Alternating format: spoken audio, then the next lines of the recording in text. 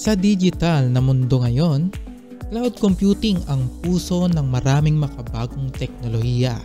Pero alam mo ba na hindi lang iisa ang paraan ng paggamit nito? May tatlong pangunahing service models na nagbibigay ng iba't ibang benepisyo depende sa iyong pangangailangan. Sa video na ito, susuriin natin ang tatlong pangunahing uri ng cloud computing services at ano ang pagkakaiba nila. Paano ito makakatulong sa iyo bilang isang developer, business owner o end user? Makikita natin kung paano binabago ng cloud ang paraan ng pag-host ng data, pag-develop ng apps at paggamit ng software sa pang-araw-araw nating buhay. Kaya, handa ka na bang matuto? Halina't tuklasin ang mundo ng cloud computing service models. So ayan, magkakaroon na ulit tayo ng panibagong nating tatalakayin. At ito naman ay cloud computing service models. So ito ang ating chapter 3. Okay? At aalamin natin kung ano nga ba yung mga service models ng ating cloud computing. Okay? So let's start. Ang una sa listahan ay Infrastructure as a Service or yung IaaS. So naririnig niyo na yan kung chapter 2 natin, yung IaaS. So dito, ito lang yung mga pwede mong, o ito na lang yung mga kailangan mong gawin. Kasi nga, nasa Infrastructure as a Service na tayo. So ito yung mga gagawin mo na lang kasi meron na tayong provider din. So, i-manage mo na lang is yung operating system, yung middleware or yung brokers or queues na nagsasend ng messages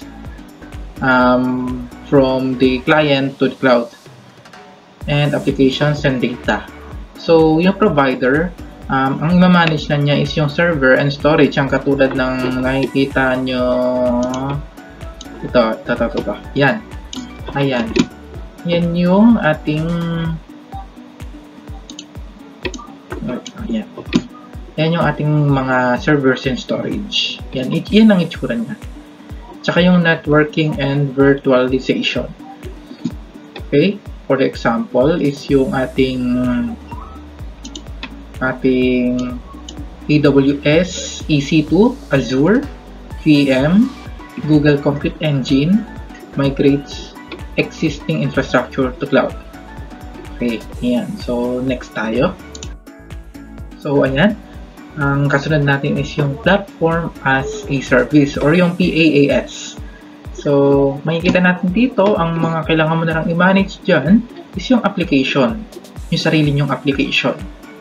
And yung data. Okay?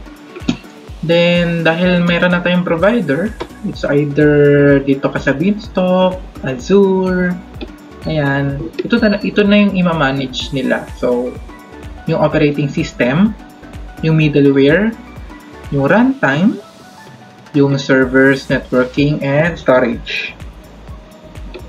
So, ayan na lang yung kailangan nyo. Applications and data. The next natin is yung Software as a Service. Okay? Or yung SaaS. So, ang kailangan mo na lang i-manage dyan is yung configuration.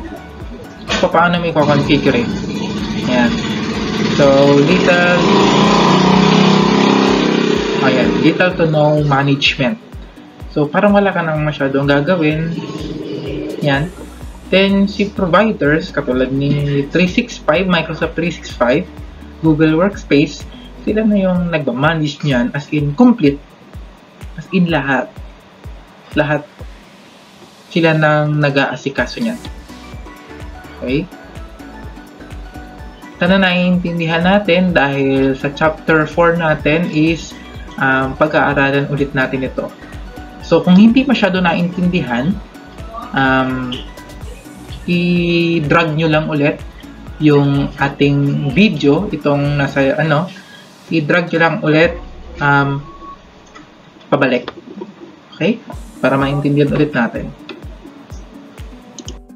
So, ayan. IaaS versus PaaS versus SaaS. Key differences. So, ayan. Kung sa control and flexibility is mas control mo. So, mas kailangan na kayong kumikilos kaysa sa provider. Kasi konti lang naman yung ipoprovide ng provider. Okay? Pero, flexible siya. Ganun naman sa PaaS, medyo kailangan mong i-manage pa. Kailangan mo pa siyang i-control. Okay? Then sa SaaS, kahit hindi mo na masyado siya i-control kasi nga si provider na ang kumikilos para sa iyo. So sa management and cost, yung IaaS kailangan ng more management. Okay? Can be cost effective. So, mas mura siya kasi nga kulang naman kasi yung ipoprovide ng provider kasi mas kailangan na ikaw ang kumilos dito, ikaw ang mag-manage. Sa PaaS, balance lang yon. Kasi nga may binayaran ka sa kanila, ayun yung service, is yung mga kailangan mo na gawin is wait lang, sabit ako.